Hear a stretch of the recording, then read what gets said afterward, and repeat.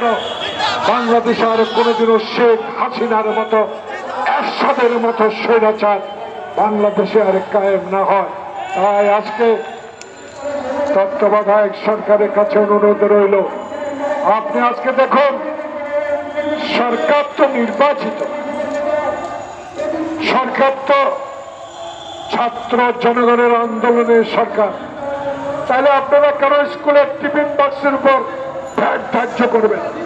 কেন আপনারা অনৈতিকভাবে সকল পর্যায়ে ভ্যাট আপনারা স্থাপন করবেন, ভ্যাট বসিয়ে দিবেন, যেটা জনগণের আওতায় থাকবে না? জনগণ এমনি দিশাহারা, যেখানে 10,000 টাকা মাস যেত এখন 25,000 টাকাও দিন অতিবাহিত করা যায় না। প্রিয় বন্ধুগণ, তাই আজকে আমরা বলতে চাই, বাংলাদেশের ইতিহাস আপনি রচনা করেছেন, বাংলাদেশের সবচেয়ে বড় উপহার আপনি বাংলাদেশে আমাদেরকে এনে দিয়েছেন।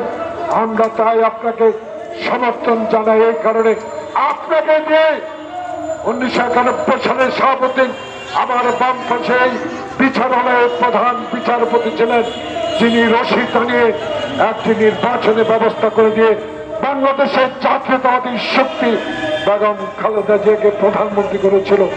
আপনার কাছে সেই প্রত্যাশা নিয়ে তো আমরা প্রতিদিন এই প্রেস ক্লাবের সামনে বলতে চাই, 91 সালের মতো একটি নির্বাচন করতে এত সংস্কারের দরকার নাই।